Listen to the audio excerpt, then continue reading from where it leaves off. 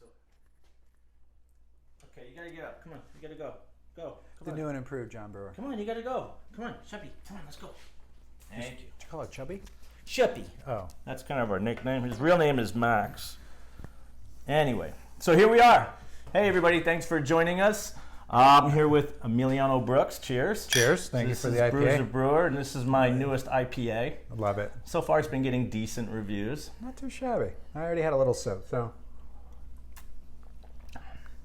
Yeah. I like it. It's actually a little creamy. Mm-hmm. Not as bubbly. Not as fizz. I kind of like it.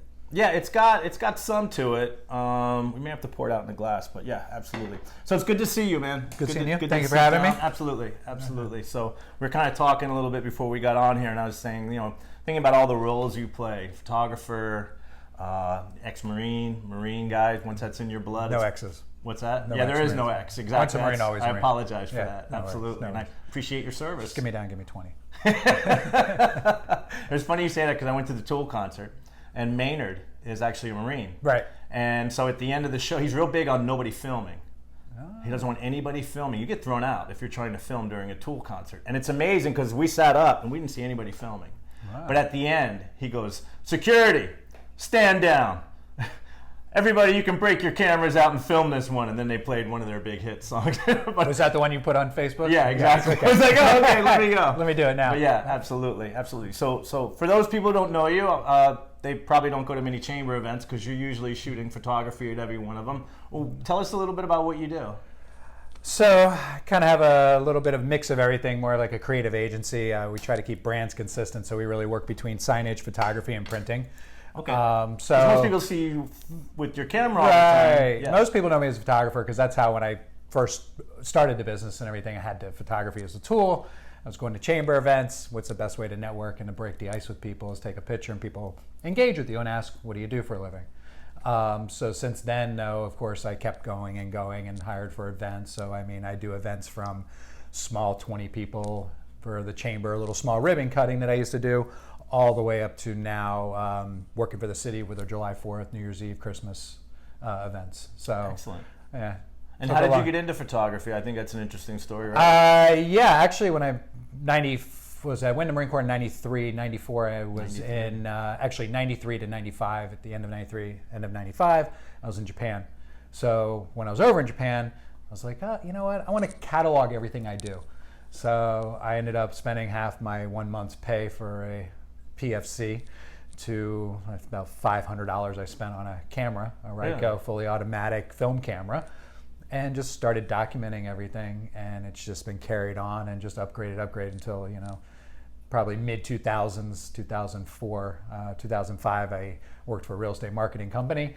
Photographer left, they bought a camera, and I just kind of took the reins on it, and the rest is kind of history. Really? Yeah, so here I am doing everything now that I do, from events to products, executive lifestyle headshots, food, beverage, really anything commercial that people need. A lot of social media marketing content, stock photos for businesses, for marketing content, design, printed material, whatever they need. So, Wow. so it works because a lot of people need interior shots of their business, but they also may need a sign. People need paper, they need paper products, marketing materials, business cards for realtors, put Sure. their headshots on, up to large banners, the Pineapple Grove banners. I do the photography and produce the banners for Pineapple Grove Arts Association. So, Oh, yeah. it all really works together, and a lot of people kind of like, how does that work? But it really does, because they all go hand in hand with the brand consistency, and there's a lot of innuendos on the back end that people don't understand that need to be done as far So as you're kind of like color a codes. one-stop shop. Yeah, I really don't like that cliche because I'm not a one-stop shop, because there's a lot of stuff I don't do. Okay. But I do a lot of stuff, and I actually have such a huge network of people that I've worked with over the years that if I don't do it, chances are I know somebody that does. And are you pretty Delray centric, or are you outside of Delray at all? Hey, have camera, we'll travel. Right. I'll go anywhere. Somebody wants to pay travel and stuff of that nature. Printing stuff, I have my signage stuff. I'm around the country. I have a list of hundreds of installers around the country. So I have a couple of nationwide clients that open up offices. So I'll do interior stuff for them. Okay.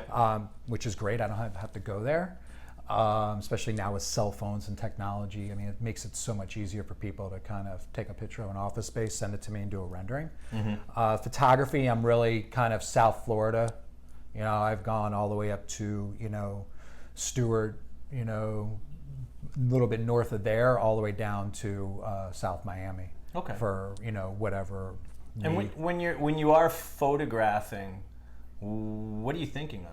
I mean, I guess A, what is it you enjoy about it, and then I guess B, what do you think? I imagine it's situational, right? If you're doing a headshot, you're trying to get good lighting and also get emotion, make sure they're not stiff. And I suppose if you're doing interiors, well, you tell me.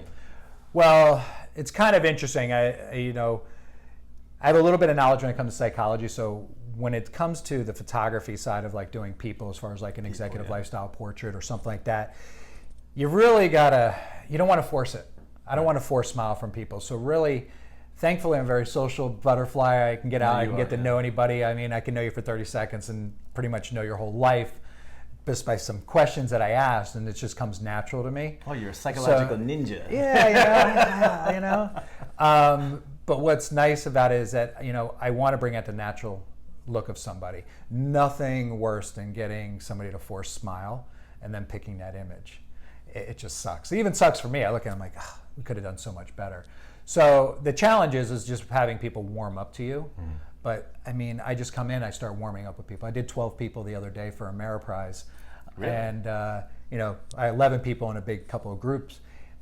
I had to get people warmed up. And, you know, I just walk into the office and just act my normal self. Hey, how are you? Nice to meet you. People walk by, introduce myself, get that warmness going so that when they go in front of the camera, I mean, they're already warming up to me.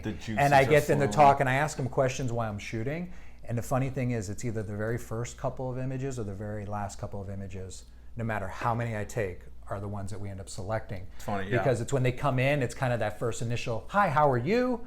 Or it's, I got to know them, I made them laugh, and I got them feeling very welcomed and very, you know, just in tune with what's going on and happy about doing it. But when it comes to events, that's the harder one. I mean, events, you know, there's a lot going on that I'm thinking of. You know, is that guy in the background going to take a bite of his cake when I'm taking this picture?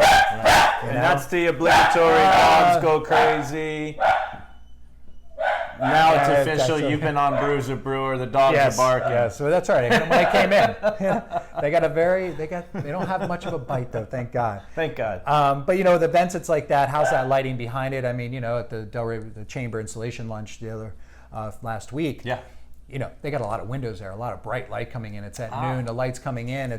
So now I got to use a little bit of flash. And, you know, people don't know this, but if you ever watch my fingers, they're hitting a lot of different buttons. Really? Up there. Yeah, that, you know, changing the sensitivity to the light. I'm changing maybe the f-stop, changing the shutter speed, or I'm playing with the flash and turning it up or turning it down, depending where I'm turning. So, you know, it gets tricky. I was there, and I remember that whole panel of that light that was coming through. So if you're turning towards it, that's a whole different exposure and a setup than if you're turning that way. Right. And if you're this way and then all of a sudden you see a great shot that way and you turn that way, well, you got to adjust everything on the fly. Well, that, and also, you know, you got to look at, there's a lot of different factors. I shoot at a more of an open f-stop. So what happens is that my depth of field is shallower as far as what's going to be in focus. So if I get a group of people, if you ever notice too, like I'll lean kind of funny sometimes to get the picture. That's just to pull it the right direction so that everybody get them in focus. Because there's sometimes I've taken pictures. I mean, it happens where, I mean, I'm in rooms where people think I'm right up on their grill taking a picture, and I'm really, I am, but my lens is wide and it's back, so I don't have to worry about it. So it gets tricky, and I'm really, at the end of the day, it's just experience. Do you use different lenses at all, or? Yeah, it depends. I mean, you know, if I'm going around and people are like, in the beginning of an event, people are mingling, getting to meet each other, know each other, saying hi and everything like that, I'll use a wider lens. It's a little medium, 24 to 105, so get a little distance of it so that if somebody all of a sudden over there, 12 feet away, I can see, or if they're 6 feet, I don't have to change lenses. I can really, on the fly, kind of change my distance and focus and everything. But then when people are speaking, like when Stephanie was speaking, or the gentleman from, you know, Opal Grand, the owner, I think John is his name, when they're speaking, I'll put on a telephoto lens. And I do that so that they feel comfortable. Because there's nothing like being up there speaking, because I've been in that position before, and getting your picture taken. Right. It it puts you on the spot. So I like to stay back and zoom in with my zoom lens and try to almost blend in with the crowd, and then they don't feel as awkward. Right. At the same time, I am really big on not getting in people's way. I mean, people are there to listen, to learn, whatever the case may be at the event, getting an award. I want people to be able to see what's going on. Right. So if I don't have a telephoto lens, that means I'm going to be in their way. So I'll float around, I'll stop in front of people and get a picture, but I immediately move back to the back of the room or, to another positioning point. That's why you see me, I'll be walking a room and canvassing a whole room, getting different angles and things of that nature. And it really, at the end of the day, I'm telling a story. So I want to make sure that I tell the story and capture the energy of everything, But and what's the name of your company? Studio B Squared. Studio B Squared. Yeah, so local business. What people don't understand, the company is, some people call it Studio B2, some people call it B2, Studio B Squared. So I have a finance degree from FAU with a minor in real estate. I have 2 daughters, Brooklyn and Bella. They both start with B. I've always wanted to put the name in their name so I can actually leave them, hopefully, if they want to take it over, a legacy. Sure. They can take the company over. If not, having a company with your name, trying to maybe sell the accounts that you have, if I ever want to just retire and sell the business, it's hard to sell a business when you're named after it. Sure. So it used to be Emiliano Brooks Productions, or EBP back in the day. I changed it over to Studio B Squared because I wanted to name it after my daughters. So the squared is B and B. That's great. So that's where that comes from. A lot of people call it Studio B2, which is fine. I actually sometimes myself call it SB2. We've kind of transitioning to a little bit of an acronym just for easier for people to say it and remember it and things. Plus my watermark has that on there. Okay. So that's awesome. That's a great story, and I definitely understand the reasoning behind that. Let's talk about your Marine life for a little bit. You went into the Marines in the 90s? How'd that come around? So I'm the 19th Marine in my mom's side of the family. Is that right? Wow. Yeah, so I have some half brothers and sisters, Army, Air Force, Navy. I went rite of passage in the Brooks family. Yeah, I guess so. It seems that you don't know what you want to do. Go in the Marine. Yeah, I was, cutting lawns in South Florida, running a landscape company and things of that nature. Where? Out in Sunrise, Tamarack, Sunrise, Coral Springs Plantation area. Okay. Born and raised in Fort Lauderdale, grew up out in Sunrise. I ended up not liking school, so I withdrew and started working. Got my GED and all that good stuff in life.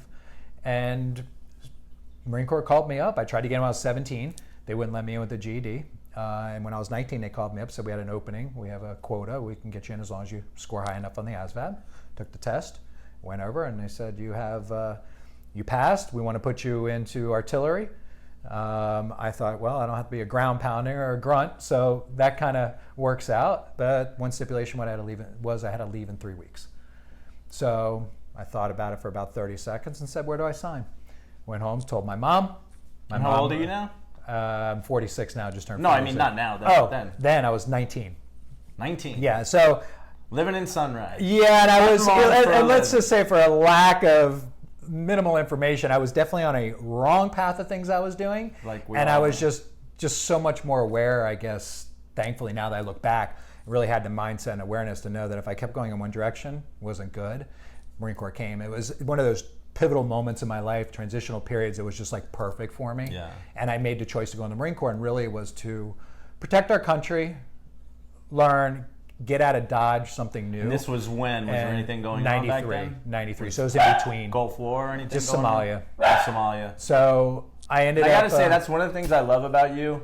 And, you and I have hung out outside of here. Is we were talking a little bit about this before we started. You're very frank about your life.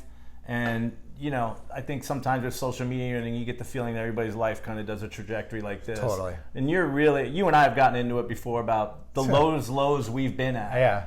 And it's funny, like you said, you look back on your life and you recognized, I was going off the wrong path. I was off the rails. I think that's one of the reasons why I was thankful when I left Delray, because I think I may have, life throws things at you for certain reasons, and sometimes you're surfing, and sometimes you're swimming, and sometimes you're drowning, and somebody comes and grabs and picks you up. I mean, it happens. I mean, and the thing about it is, I kind of look at it as like one, there's nobody else is going to take care of yourself but yourself. I love change. I was raised by a single mom. You know, every couple of years we changed locations where we lived, you know, from Fort Lauderdale to Sunrise, maybe back to Fort Lauderdale, back to Sunrise, different schools. I moved to my dad's for 2 years out in the middle of the country. I love change. So for me, it was a norm. So I was actually in that transitional period of my life where I feel I was almost in one location too long. Right. And then going down the bad path, and then I just left. I mean, the best part about it was when we were kids, I mean, we didn't have social media, we didn't have cell phones, you know, pagers were just coming out. So when I left and I came back after boot camp for 10 days, people are like, where have you been? I was like, oh, I went to Marine Corps. And they're like, whoa, like shocked. Because if you knew me, I surfed, I skated, did a lot of other crazy things. Right. And then all of a sudden I just disappeared. And it was great for me. I had 4 years. I lived in Japan for 2 years. That's where I brought my first camera. What was that like? Amazing. Is it? I mean, I have to equate Have you gone it back? to. No, I haven't. Okay. And that's actually a goal of mine. Okay. 10 years from now, I'd like to go back. I just know it's way too costly to go now. Yeah. Because if I go back, I want to go back for like 6 weeks. I don't want to go back for just 10 days. It's not gonna work. The flight alone sucks for 10 days. I mean, You gotta and I've done it recover. twice, you Yeah, know. yeah. So, but I got to live at the base of Mount Fuji. I climbed Mount Fuji with the Marine Corps. I went to Tokyo almost every weekend. I was on mainland. And then I was there for 2 separate times. I was in Okinawa, so I got to see Okinawa. I documented everything with pictures because I bought the camera. Made great friends. It was like a college frat party times 1,000. I mean, it was. Was this just Marines this or was was just everybody Marines. locals? This was just Marines. Locals were really good. The younger Yeah. locals. The older ones didn't like us. They still had harbored some stuff from the Is that wars right? and stuff like that at that time. The younger ones, they loved to go out with us and hang out too. I mean, we all went to the same clubs, the same bars, everything, Interesting. And then I went on a ship for 5 months and got to see Singapore, Thailand, Guam, a little island Tinian to do some practice. Went to Somalia to pull out all the UN troops in March of '95. So I got to see a lot, shell-backed. I got to cross the equator, so they have a big thing on the ship, big festival, if you will, on the ship with just the Navy and Marines. Anybody who crosses the equator, I still got the big poster they gave me. That's so cool. Yeah, I mean, I still have like teak dragons that I got from Thailand that are big that I still have sitting in my house. Now, what was the day-to-day of being a Marine like? Was it exciting? It was like a 9 to 5 job. Yeah, really. I was very fortunate that I scored high enough on the ASVAB that I was a radar operator for artillery. Okay. So I tracked artillery rounds. Wow. So I wasn't a gun rock. I didn't do any of that. So the bad part was good and bad. At that time it was good. Now I can look back and say it's kind of bad because, one thing about the Marine Corps is it's very big on preventative maintenance. So every week the Humvees were checked for leaks, for this, make sure they work, depth of tires, all that kind of stuff every week. Maybe not every week, but every now and then, you check your rifle, go to a rifle range once a year to qualify again. We worked out. Dale, I don't even know how many miles I've ran. I got out in 97, said I'm never running again because of all the miles. We a lot of physical activity. It's a lot. But we got up in the morning, 5:30 we ran, we got back, we showered, got our camis on, went to breakfast, got to the shop by 8:30. Lunch was 11 to 1. Then we went back, got out at 4:35. And then we were free on basically our liberty, our time, but you're still a Marine 24/7. Right. I mean, you never know. I mean, there was times where the good old hurry up and wait. Yeah. Or if we were going, like, perfect example, when we were getting on a ship to go to Somalia, can't tell you how many times it was hurry up and wait, get all your stuff packed up and go sit, and you wait 2 days, and then they're like, yeah, we're going to push it off for 2 weeks.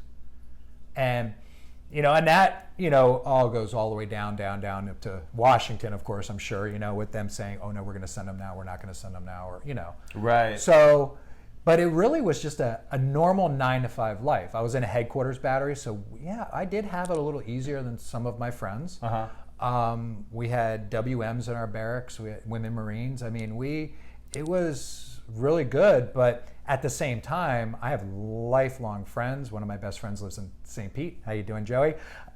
Joey! And I go over and see him every couple of months. He comes over here. Nice. And it's great. Lifelong And what's beautiful about it is I haven't seen him for 20 years because he lived in Niagara Falls.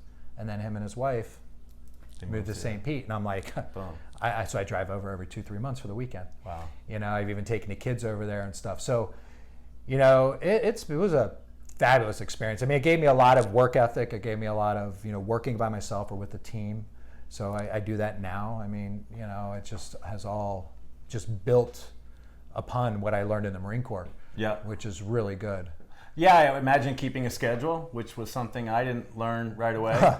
Keeping a schedule and sticking to it and making sure, there's something to be said for, and that's something that I find invaluable now, especially being in a business just like you, where nobody's telling you to go to work every day. If you don't set up your day and make sure that you've got things to do at certain times, you can just say, nobody cares. Nobody cares if you don't. No. Yeah.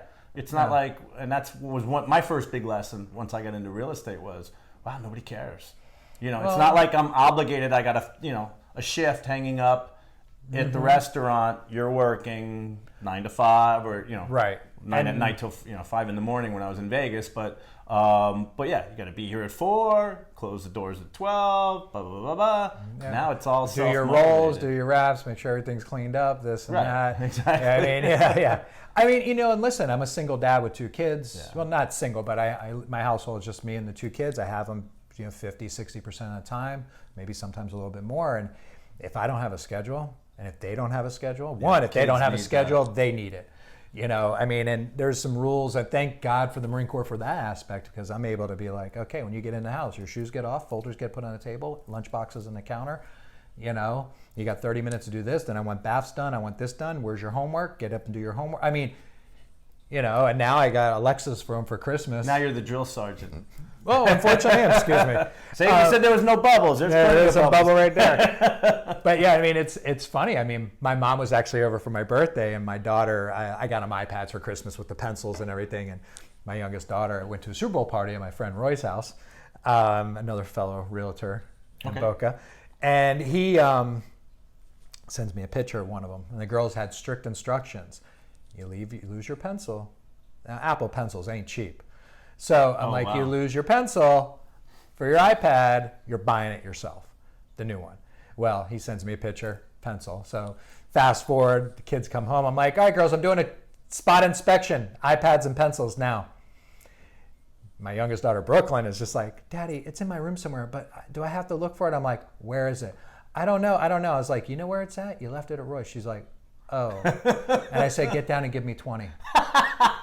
My mother looks at me like, what are you doing? I'm like, 20 now. So here's my daughter trying to do push-ups. She's doing hip-ups. Her hips are going down. I'm like, no. This is how you do it. So I didn't make her do the 20, everybody. It's just, a joke, but she jumped down to do it. That was the CPS? Best part. Let me call CPS. Yeah, right? Yeah. DCF, gotta love them. PC, what is it? It's DCF. DCF? Yeah, okay. Department of Children's and Family. Oh, Don't ask me how I know. I thought it was CPS, Child Protective Service. I think some of them are called that. And, they might have changed the name. Who knows? But yeah. So, that's got to be challenging, raising 2 daughters. Yeah. It's like, wasn't there like a TV show about that? No, a dad raising 2 girls. Oh, I don't know. Listen. I should actually call Lifetime and have Full them come House. in. No, with the Olsen twins. No, I'm kidding. Yeah, well, you know what? Listen, 1 or 2, it's like 1's hard, 2 makes it a little more difficult. You start adding 3 and 4. They and team 5. up on you, or it's just like no. Do they get little or is it kind of like you can? No, they've only tried to team up with me at the boxing gym when they were boxing with me for a while, and they would try to team up on me.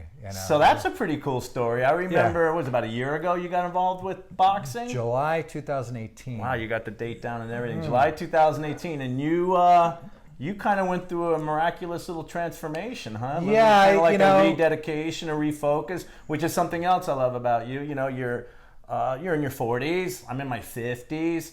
But I just picked up Muay Thai boxing about 6 years ago. And man, just keep going, right? Move it or lose it. Yeah, I mean, so when I got out of the Marine Corps in '97, I haven't done shit. Nothing. Really? I haven't lifted weights. I haven't ran. I ate like crap, but I've always been a good eater. And when I say good eater, I mean, yes, okay, I use butter and stuff like that, but I wasn't I'm not a sweets person. I'm not this person that has to eat like this whole bunch of cake and all that. I love it, don't get me wrong, but always kind of watched what I ate, but there's points in my life where I was, yourself. Yeah, there's points I was 250, and there's points where I was, 180. And I have huge fluctuation. So, I ended up getting a divorce from my girl's mom back in December 2015.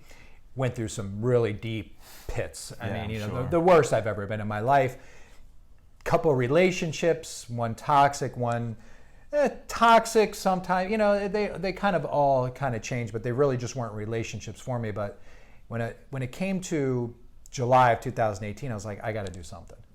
You know, I need to start working on myself, and kind of started listening to a podcast and things like that. Did this thing called warrior.com,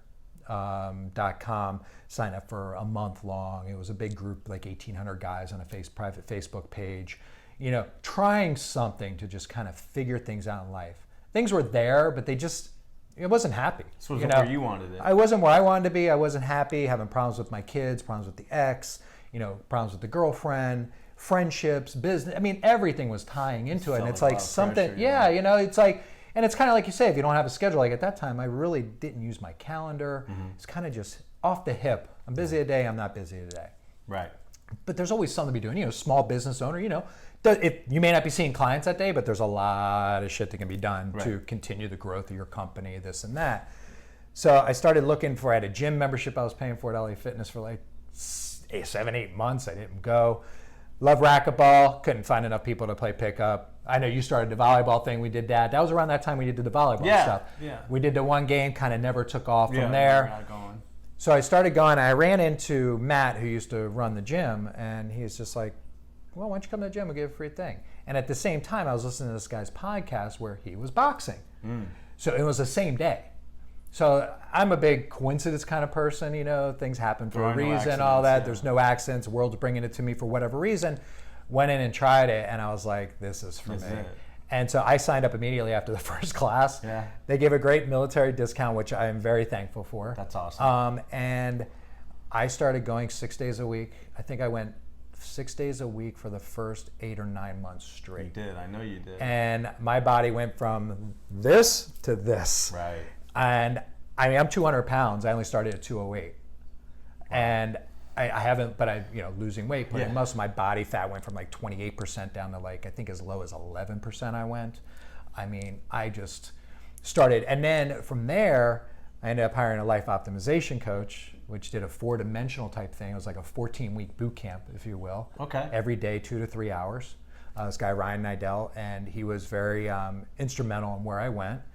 Ended up getting rid of a bad relationship I was in January of last year. Met the girl I'm with now. We're going on almost a year now. Wow, that's great. I mean, we haven't had arguments. We annoy each other, and we'll tell each other, you annoyed me. Or we've had tough conversations. The big beauty about it is the communication is off the chain. And I attribute a lot of it to what I was doing for myself. At the same time, when I met her, I was also hitting the life optimization coach. And so everything the life optimization coach really made me dig deep, all the way down to like stories that you told yourself at 4 and 5 years old, that things that happened that you're still telling yourself now, which really aren't true, but too, at the same time, stop harping on them. Yeah. It was long ago. Yeah. It's amazing the little tapes that we tell ourselves. I'm listening to a great audiobook right now, and so they're saying the ratio of negative to positive thoughts to be really firing is 3 to 1. You should have 3 positive thoughts for every negative thought. But most people, and I took the test. Most people are like 30 negative. I'm 1.5. I'm 1.62. So I've got some work to do, you know. And it was just, it's like, wow, I didn't realize that, you know. But we tell ourselves these stories, and sometimes that sounds like fascinating stuff. Going back and finding those incidents or something that may have happened in your past, where you're like, that's where I kind of defined who I was, but that's not who I am. No. Yeah. Well, and what's cool about it is that I got done that 14 weeks, and my mom, so I met this girl, and actually I was like, I don't want to be in a relationship. My coach actually was like, no. You're ready. Go for it. He's like, just here's some tips and stuff. And I'm as you know, I'm an open person. I'm usually, I am now, and at those points I wasn't, but I'm a very optimistic person. I'm happy-go-lucky. I go with the flow kind of thing. But I got away from being able to say, no, I don't want to do that. Right. And I think that's important. And a lot of people out there, when you say no, they take it as a negative thing. Right. And it's really personal. not. And that's the other thing people do. It's like, no, I just don't want to do it. Go ahead and you can do it, but I don't want to do it. But when you're in relationships, and you're in intimate relationships, you want to make the other person happy. But at the end of the day, though, it's about making yourself happy. Yes. And so balance. Yeah. Right. So the coaching I did was 4-dimensional, so it was body, being, balance, and business. And it really all starts with your body and how you put the fuel in and what you do for yourself. Right. And then your being, what helps you go. I mean, some people may be church. Me, it's music and going to the beach. And then, the other being is, notes of appreciation to your kids and to your spouse and to other people, thankful and appreciative for people who are in your life and things that way. And also being strong enough to get rid of, like, say, the toxic people in your life. And then it all ties into business, because bottom line is, if you're not happy with yourself, you're not going to be happy whatever you do going along those lines and into your business. It affects it all. It's all circle of life, if you will, not to quote the Lion King. Yeah. So and that's why I really went with this guy, and which was a great part about it is he had a nutritionist coach on there too. Wow. So I had done my blood work at BioStation. I gave her my blood work. She put me on a protocol for nutrition and things like that. Thankfully, I really wasn't missing too many marks, which was great. And then, so now, obviously I'm friends with him. If I have any questions, I hit the nutritionist up and ask her. But now I'm smart enough and know my body even way better than I ever have in my life, that I can pick and choose, kind of like I was telling you. I'm kind of like drilling down. Do I get rid of this? Do I add this? I get rid of this. I feel like this. Let me add this back in. And it's work. The beauty about it is that, one, I feel fantastic. The VA, because I go to the VA and I get their benefits for annuals. The girls for 20 years been doing my blood work, was like, your blood is rich. I don't know what you're doing. Keep doing it. Even my doctor's like, keep doing what you're doing. I've never seen your blood work look so good. Wow. And I'm at 46 years old. I want to live for a while. I got 2 young girls I want to be there for. Absolutely. But I also feel great. I'm also the energy, and I'm still boxing. And now, instead of using one coach and doing another thing, I mix it up. There's strength training and there's this. And now I'm to the point where I'm actually going by myself sometimes. If I can't make a class, I'll drop in at 2 o'clock. And I'll box for an hour, and if the coach is there and nobody's in there, they'll throw up the mitts and I'll do the mitts. So I've really come around full circle in my life. My relationship, like I said, with my girlfriend is just off the chain. That's I love great. the chick. I mean, that's awesome. It's and 5'2" redhead. I mean, I love her. She's on fire all the time. So I mean, it's literally. Yeah, literally. Sorry, Elise. But boy. it's interesting, and the end result is for me and how I feel, which is great, but it's also helped my business. Now I have my daughters that, my one daughter, I'd love her to work out. I love them both to work out. They don't want to. My one daughter is much more active than my other one, but my oldest daughter, Bella, I mean, you give her an iPad and a MacBook Pro and she'll sit here with both hands like this, running games and stuff. She's already learning Illustrator. She's learning Photoshop already, all on her own. Right. And I'm amazed. I'm like, I can hopefully say that when she's 18 years old, or when they come to the time when they're doing summer internships and stuff, that she'll be working for me, because, I've seen some of her drawings. I'm like, how the hell did you do that? Like, I can't even do that. Like, it's amazing. Kids, they're so intuitive with the computers. Yeah. They've grown up on it. They have. Yeah. And now I kid on the airplane. Little pipsqueak couldn't have been this tall, and she had the little iPad out and was flipping and flopping and pulling stuff in and out. I was sitting there, what the hell? Yeah. All of a sudden, she got a PowerPoint presentation ready exactly. to go, and you're like, yeah, throwing on Netflix. Well, my daughter just signed up. She just did a YouTube channel because she wants to start making money off YouTube channels. She's like, Daddy, all I got to do is get 250,000 users, and I can start making money. And I'm like, okay. I'm like, what videos are you doing? She goes, well, I already got 8 followers, and I just did it yesterday. And I'm like, okay. It's kind of scary. It's like, a little bit of that. All right, now I got to be a stalker on my own kid and be like, what are you doing here? It's interesting though, because I mean, they are my life, and now they want to eat healthy too, which is good. That's good. I did a little food sensitivity test, found out what I'm sensitive to, found out my daughter's got a little bit of it. She's like, okay. What are you sensitive to? It seems like everything I ate. Everything you were eating? Everything. So what have you cut out? Everything dairy, so anything milk. Oh. I mean, so I'm a big cheese eater. I was going to say. Half and half in my coffee, and I love coffee. You doing no coffee anymore? Oh, no, I just switched to coconut milk or almond or oat milk, whatever's available. Oh, as your creamer? Yeah, as my creamer.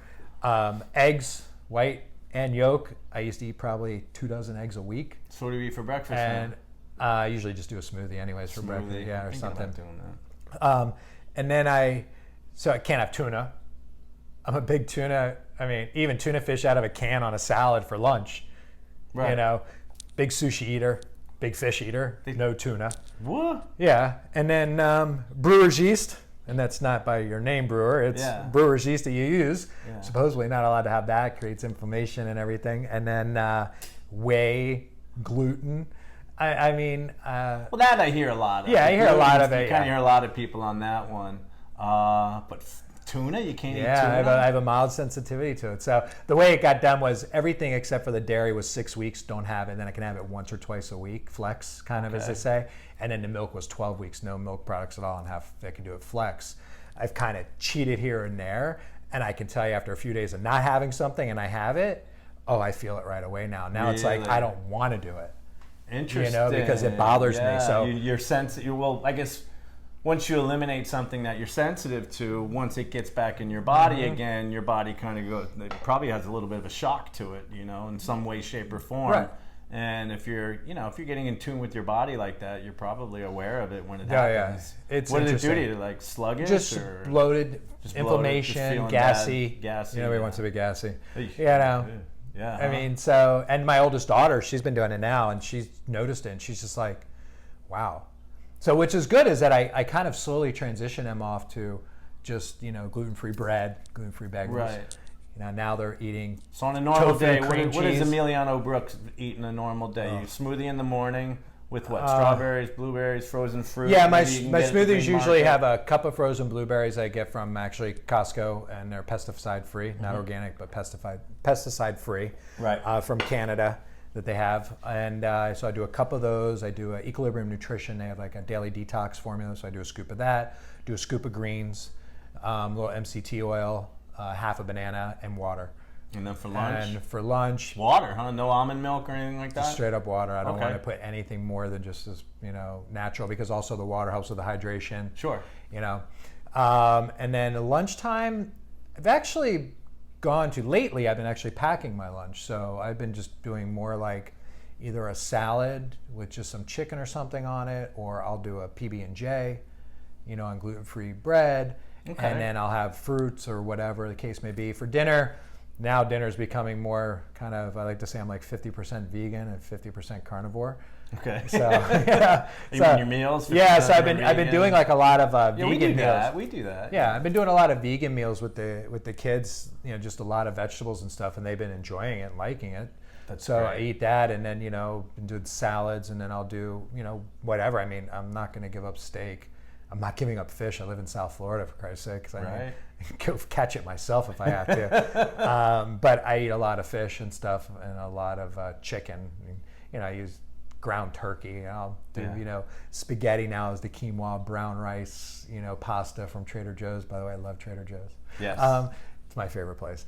Now we got a Whole Foods. Now I got a Whole Foods. I mean, yeah, all that stuff. At least the Whole Foods is close enough for me to walk if I really have to, because traffic's going to be a bitch down there. But everybody complains about it, but everybody wants it. So I don't know what to tell you. It's That's a gentle weird balance. little corridor there with the railroad tracks, and you got Linton, and you've got Dixie Highway, and then you've got all the car dealerships. That area is just always. I avoid it whenever possible. I avoid it, Unless but I'm going. like anything in life, it's timing. Sure. It's a schedule. Yeah. You got to know when it gets super busy down there, and you can get right through. But now they added that light at Whole Foods, so I got caught at that today for the first time. I was like, I didn't even know it was there. I'm like, where the hell did this thing come from? That yet, Oh yeah, they put a light right behind on the back side of Whole Foods as you're going east. Yeah. So I was just that's all right. The price we pay for progress. So okay, that I've kind of been asking everybody that question because everybody I interview is from Delray. So I was going to ask you about your daughters, but let's go into Delray first.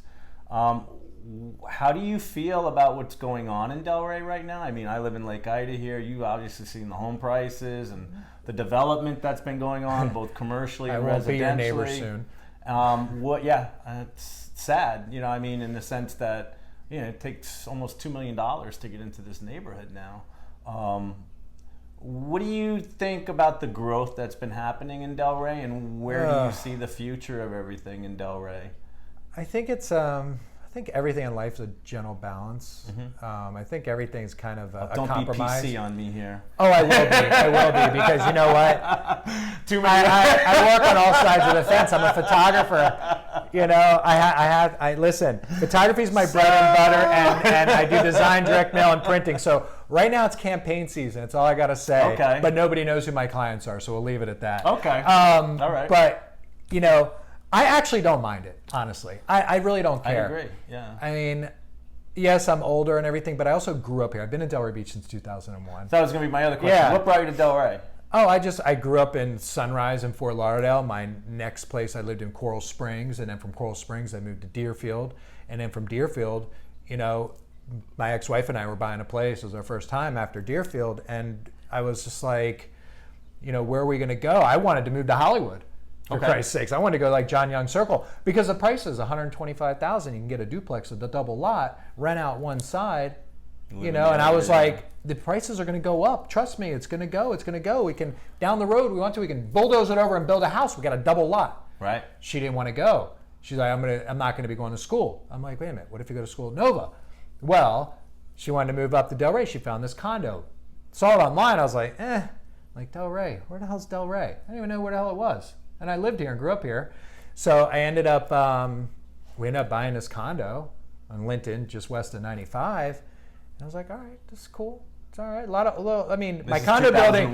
Yeah, my condo building was 90% old people. Now it's about only 40% old people. Right. So all the old ones died off. Sorry, guys, but true. Younger people bought it, and now we got some snowbirds that are down that are, in their 60s. A lot of retired, whoever from Jersey and, New York, Connecticut, that are really nice. They're all great. And they've all owned for years down here. But it was. Then my ex-wife ended up going to Nova. So, it was kind of funny how it all transitioned, but we kept it and everything, even through moving to New York and then coming back and all that. But I've seen it change. I've seen the AB change. I've seen everything go from bad to good to bad. Right. I mean, it's a playground for FAU now. Listen, I don't go downtown Friday or Saturday nights unless I have to. Right. Going down Saturday night for my girlfriend's mom and dad's birthdays. They're all like January 4th today, I think, or February 4th and today, so we're taking them to dinner at Rose's daughter. But great place. Yeah, and we're going to go to Silver Ball because Suzanne Parada, shout out, great job. So Chef of hopefully I'll be there for dinner if I can get a seat. Hint. Reserve table. Reserve table. Large party of 4. Well, this won't be out until Tuesday, so shit. Yeah, exactly. So me personally, I like it. I mean, I like having a Whole Foods there. I would never go to Whole Foods in Boca. It was always crazy. I'll go to this one here. I'm always going down there. I don't mind the growth. I mean, some things kind of crazy and big. Yeah, I pick, a great idea, great concept. I can't say people no. A lot of people very up in arms about it. Village by the Sea, I get it. But at the same time, we needed a movie theater down here, I feel. It was a great spot, I mean, people complain they're going to put a restaurant there. Well, you got a food hall going in with 30 places in the food hall. So why can't that building have a restaurant too? It's just going to generate more people anyways coming down here. Parking obviously is an issue all the time. I mean, it seemed like a nice compromise at the time. And then, iPick goes belly up, if you will. Right. I know they're still running and somebody might buy it. But at the same time, if they go out, I look at alternative uses. Maybe we can use a nice art gallery in this place. It's a big building for a nice art gallery. Yeah. With some nice ass stuff, not just, I'm talking world famous kind of stuff, Exactly. We're a destination city, why not? Atlantic Crossings, it's maybe a little bit too big, but at the same time, the guy's been trying for 12 years or so to get it up and running. Now they're building, everybody's up arms, but you know what? It's already there. Yeah. But, as we move forward, there's also a gentle balance. Do we let somebody tear down the Colony Hotel and build a new big hotel? No. Things like that, and not that it would happen, but right. I mean, growth but that is inevitable. going to have to happen eventually. I mean, that building's older, and I mean, obviously you can keep it restored. But exactly to your point, we've asked for growth. It's hard to put that genie back in the bottle again. No, and people have asked for it. They want it. Right. They wanted the city cleaned up. Cities get cleaned up by bringing people in there and by bringing the money to the place to add to growth and be able to fund and have these organizations like, the Chamber and the DDA and, the PGA, Pineapple Groves Arts Association. All these little organizations help their little pockets of where they're at and they help grow and they have connections. They bring people in and they want to grow the place. Now, I get it. Some of it, okay, maybe Atlantic Crossing's a little bit too big. I get it.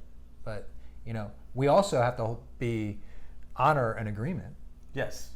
Everybody got it approved. It was approved, but then you go, and I don't know all the ins and outs of why, and I really don't even care.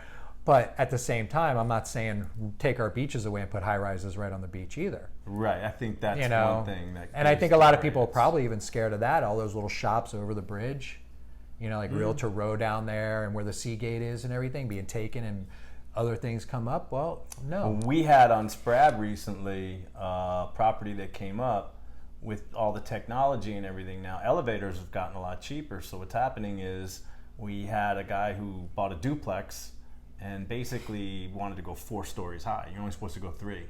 Went 3 stories high and then basically built a deck up top, but then put an elevator shaft that went all the way up, and it became a big uproar. And the thing was, in the LDRs, a duplex doesn't go in front of Sprab, it just goes by the city, and they kind of let it go, and then somebody pulled them back in. So I think with the growth, you have to have the regulations that, I don't know, put the teeth into the because we've got stuff that's slipping by the goalie, in my opinion, and it's how do you manage that?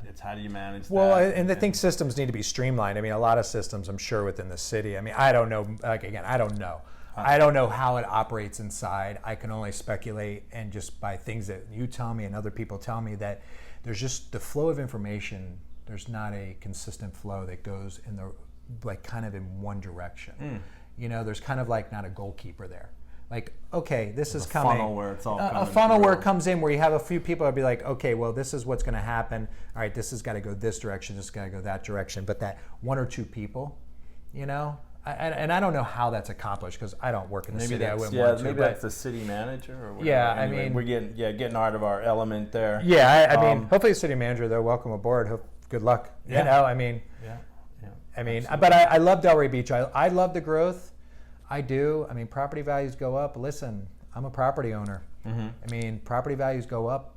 My property value goes up. I'm not leaving anywhere, right. But it's also nice to know that I'm not living in something that's upside down anymore. Right. I mean, absolutely. that and if you I went have through that, right? You were in an 01, so you probably saw some value come out. I don't know if you went underwater. Oh no, I was underwater and everything. Yeah, I mean, I saw it, but it didn't bother me because you knew. I have a finance degree with a minor in real estate. Okay.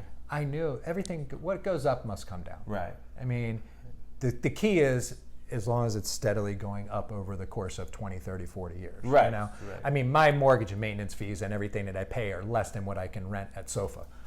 I mean, so I can't rent for what I pay. Mm-hmm. But I still have value in my place that, God forbid, I have to move for whatever reason may be. At least I know I have a cushion there, something there. I don't want it to be underwater. I mean, and let's face it, Lake Ida, areas like that, older homes. I mean, again, people wanted Delray Beach to grow. Yeah. They wanted to bring recognition. We've got tons of awards, best small town, small city, whatever you want to call it, several years running and things of that nature that, well, you wanted it, here it is. Here it is. And now you got, old buildings, old houses that are built down, but you got money coming in that are just, listen, I can't blame them. If I had $2 million, I'd buy a place and knock it down and build a new big, McMansion, if you will, or mini mansion. Right. I mean, probably not. I'm very modest, and I want more than like 3,000 square feet if I ever went that size. Too much to clean. Yeah. Too much space. But, I don't blame people for doing it. And it sucks, though, because there's people like me that would love to live and have a home in Lake Ida area that I can't afford it. I can't afford it. So but hey. Well, when you sell the company. Hopefully I can just die and give it to my kids. There you go. That's and then just take it over, and they're already working it, so. Yeah, there are. Well, you already got the one on the iPad, so. Yeah. Which leads me into what I want to ask you. What's the most rewarding thing about being a dad? Boy, I don't know. It's a tough question. There's a lot of good things. Yeah. Yeah. You got good relationship with your girls? Oh yeah. I mean, we went through some rough times like anything with kids. I'm sure I'm gonna have a lot more. I have 2 girls that are. My boy, we're going through a real, but yeah. Yeah, I mean, hormones are kicking in. My one just turned 10 on Monday, so the other one's turning 8 in March. And the one that's 10, I mean, I'm the dad that's, oh, honey, you got to worry about this coming up and all this, and then, the hormones. She's already an angry child, as I say, but she's actually really happy. I mean, I think the best reward is when she comes in and is like, "Good morning, Daddy," and gives me a kiss. I mean, that's like, you know, there's nothing like being woken up just to happiness. Yeah. Than there is being woken up to screaming and yelling, or just, you know, somebody, you know, there's people who wake up and they're just miserable as cat shit. I mean, it doesn't, they don't care. So I think that's when they come in and they say, I love you, and they're like, Daddy, I love you. And as much as it's sometimes annoying at night when they go to bed, I mean, it's like, they're like, good night, Daddy, I love you. See you in the morning for coffee. But they say it, they don't say it just once. It's like a dozen times, each of them. And at the point I'm like, okay, bye-bye now, go to bed. And they're like, you didn't say I love you, Daddy. And I'm like, I love you, now go to bed. If you hear it again, I got to take your iPad. And then I'll hear it again. So it's like, so it's rewarding, but it still has its like, oh my God. Kids keep you real, man. They definitely keep you in check. They keep you on your toes. They keep you on your sense of humor. So like my kid last night at the dinner table, he's trying to mimic my sarcasm now. So sometimes he's a little off base. I'm like, well, it didn't. No, I said sarcasm would have been this, not that. Right. Sometimes you're like, but I can't get mad at him. I'm like, all right, well, yeah. I mean, I'm sarcastic, so I got. Yeah, if I'm gonna dish it out, I gotta take it. Well, no, and it's funny. Like my daughter does that. My daughter tries the same thing, and then I'll do it back to her, and she gets mad at me. I'm like, what are you mad at? You just did the same thing to me. I don't like it. Well, then don't do it to other people. I'm like, you know, it goes two ways here, kid, you know? And so, you know. You got a lot to look forward to, man. 10 and an 8-year-old. Wow. Yeah. Buckle up. I used to think that having kids later in life was great because you got to have fun when you're younger. Mm-hmm. But now I'm starting to rethink that and thinking, oh my God, it'd be nice if they're like 20 now and just out of the house. Right, you had the energy when you were younger. Yeah, and I would have just been able to kept you off the streets, probably put a little more money in your pocket that you were spending going out. Whatever. I'm thinking, life really, I mean, I'm starting to really think this way, is that, you know, life is about learning, about growing, in my opinion. For sure. You know, a lot of people don't do it. A lot of people kind of get stuck. A lot of people are fortunate enough that they just hit that great trail all the way through. Yeah. I didn't. 22 years of toxic relationships and things like that. I learned a lot though. Yeah. I always kept my head up and everything, but now I'm like 46 years old and I'm like, you know, I actually want to have a little bit of fun, you know, and I'm not talking fun like going to the bars till 3, 4 in the morning, but a little bit of travel, Rachel's a little for bit. Steaks and. Well, you know, steaks are good. Steaks are good. Rachel's has great steaks. Great steaks, you know? yeah. Actually, I've never been there. I've never been there. Well, maybe I lived in Vegas. I got all that stuff out when I lived in Vegas. I'll talk to Elise. You talk to Diane. Maybe we can get a boys' night out, and we won't tell them where we go, so they don't get upset. On that note, Diane, don't kill me. Well, I want to thank you so much for sitting down and talking. I appreciate it. We talked about this for a while, and I know I saw you at the what was it? I'm gonna say inaugural. The initiation or the chamber installation. Yeah, where all the new members were. Yes, it's a great group of people that are all local businessmen here. I don't know if I put this in there, but I actually have a kind of I'm gonna send it to you, but I got I think I got your new headshot. Oh.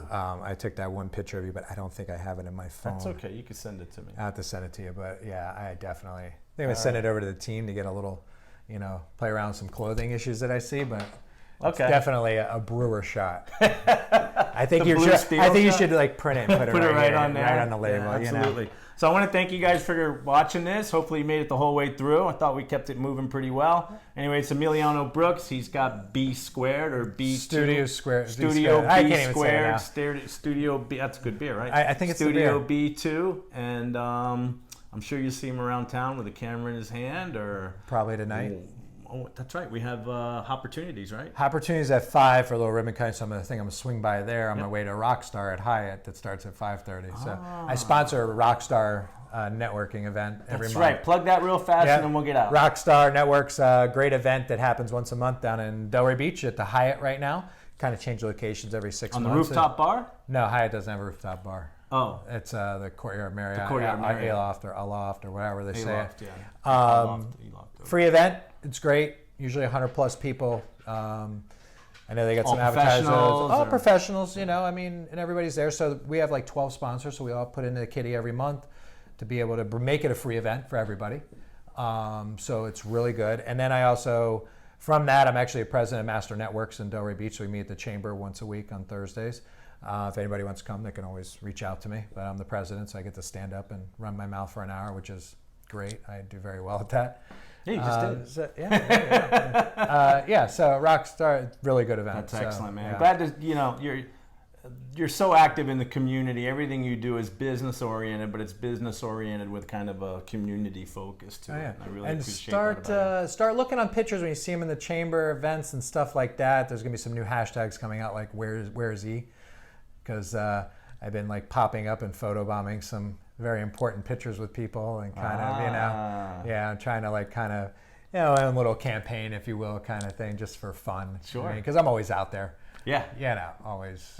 Any event that's like on the calendar, usually see you there. So. I've worked one or another, or some I don't work with. That's fine. I mean, I don't care. There's enough work to go around for everybody. Yeah. But I can tell you, I'm the most active photographer out there. I know that, but that's just because I go networking and I don't really meet any other photographers. Yeah, no one hits the pavement like you. No, but of course I have other services and stuff that I offer. So printing. Yeah, the printing, the signage. Starting to dabble into websites, little social media content, social media, kind of management stuff. So cool. Partnering with people. I mean, it just makes sense. Natural evolution of things. Yeah, that's why I do it's called growth. Yeah, exactly. Either way, business growth, personal growth, it's all growth. So that's it. Well, thank you so much, man. Thank you. Cheers. Cheers. Awesome.